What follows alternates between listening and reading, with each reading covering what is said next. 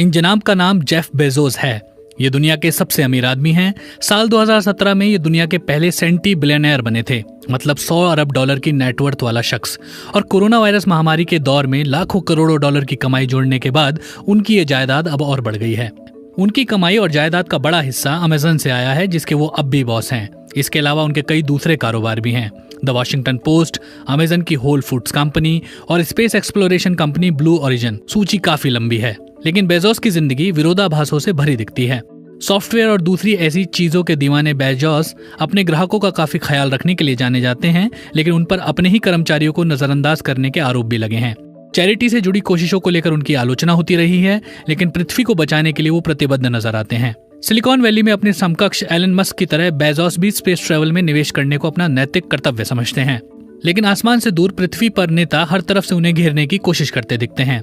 महामारी की चपेट में आई कर्मचारियों पर अमेजन की प्रतिक्रिया को लेकर उनके अपने एक वाइस प्रेसिडेंट ने इस्तीफा देने का फैसला किया।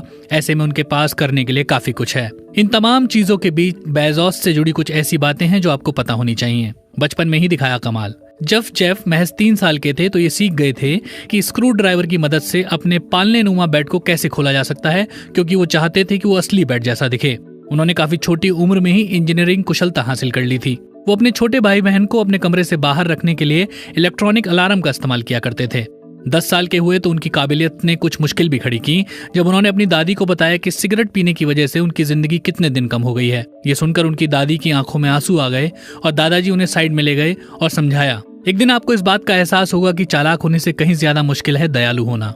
जेफ की पब्लिक इमेज एक ऐसे शख्स की है जो दयालु होने से ज्यादा चालाक होने की फिक्र रखते हैं, और अमेजन में मैट्रिक्स पर उनका फोकस इसी बात की ओर इशारा करता है। वो मैट्रिक्स को लेकर दीवाने हैं। शुरुआत में अमेजन के बॉस इंटरव्यू देने वाले लोगों से टेस्ट स्कोर पूछा करते और नौकरी के लिए जरूरी स्कोर का स्तर बढ़ा दिया करते थे। जब अमेजन का टैलेंट पूल बढ़ने लगता तो कम स्कोर वालों को बाहर का दरवाजा दिखा दिया जाता।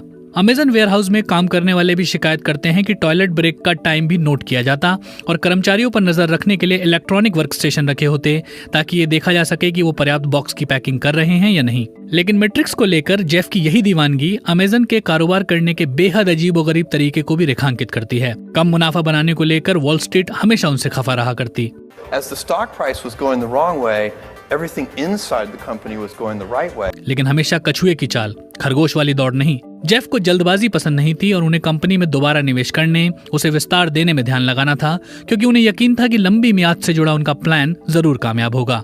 अमेजन को जो चीजें असाधारण बनाती हैं, उनमें से कई उसकी संस्कृति में बसती हैं। अमेजन की संस्कृति कमजोर दिल वालों के लिए नहीं है। जेफ ने अमेजन में हमेशा चीजों को अलग अंदाज में किया है।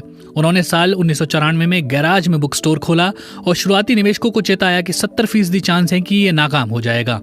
तब से लेकर अब तक उन्होंने कई नियम, कायदे कानून और परंपराएं बनाई हैं जो बाहरी दुनिया को कुछ अजीब लग सकती हैं। अमेजन में प्रेजेंटेशन में पावर पॉइंट का इस्तेमाल करने के बारे में सोचिएगा भी मत। इस पर पूरी तरह पाबंदी है। वहाँ पर सभी पढ़ते हैं, फिर लिखे हुए मेमो पर विस्तार से चर्चा की जाती है। उन्हें बड़ी टीमें भी पसंद नहीं है। वास्तव में उनके मुताबिक हर टीम इतनी छोटी होनी चाहिए कि 2 पिज्जा में उसके सारे मेंबर का पेट आसानी से भरा जा सके।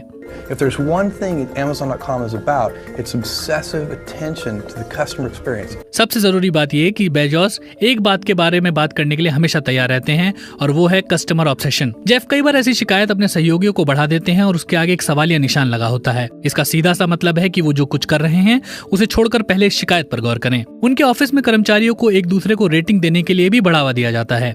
साथ ही सभी से 14 लीडरशिप सिद्धांतों पर अमल करने की उम्मीद की जाती है, जिसमें दूसरों की आलोचना करने से जुड़ी रीढ़ दिखाना भी शामिल है। जब न्यूयॉर्क टाइम्स के एक लेख में कंपनी में बुलिंग की बात कही गई थी, तो जेफ ने अपने कर्मचारियों को सीधा मेमो लिखकर बात की। अगर कोई भी ऐसी कंपनी में काम करता है जैसा कि एनवाईटी में बताया गया है, तो वो दीवाना ही होगा जो वहां रहेगा। उन्हें नेताओं से काफी आलोचना मिलती रही है। साल 2018 में राष्ट्रपति ट्रंप ने जेफ से टैक्स से बचने और कारोबार संबंधी प्रतिस्पर्धा से उलट कदम उठाने के लिए आलोचना की। इसकी वजह से अमेजन का शेयर प्राइस 9% तक गिर गया था और जेफ की अपनी जायदाद भी 10 अरब डॉलर घट गई।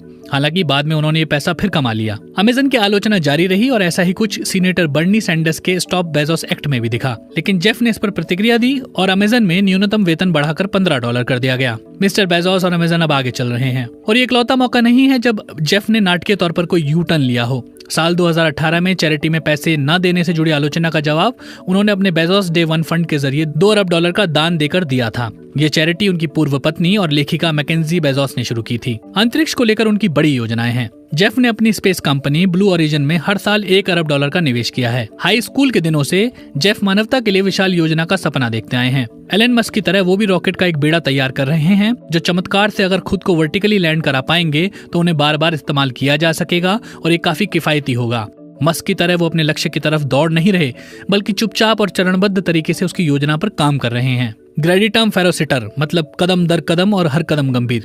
ब्लू ओरिजिन का यही मोटो है और जेफ अपनी जिंदगी भी इसी कायदे से जीते आए हैं। वो टेक्सास में अपने रैंच में एक पहाड़ी के भीतर 10,000 साल वाली एक विशेष घड़ी बना रहे हैं, जो उनकी लंबी दूरी की सोच को दिखाती है। यही सोची समझी और गोपनीय रणनीति है जिस पर चलकर जेफ ने रिटेल का मैदान फतेह किया है।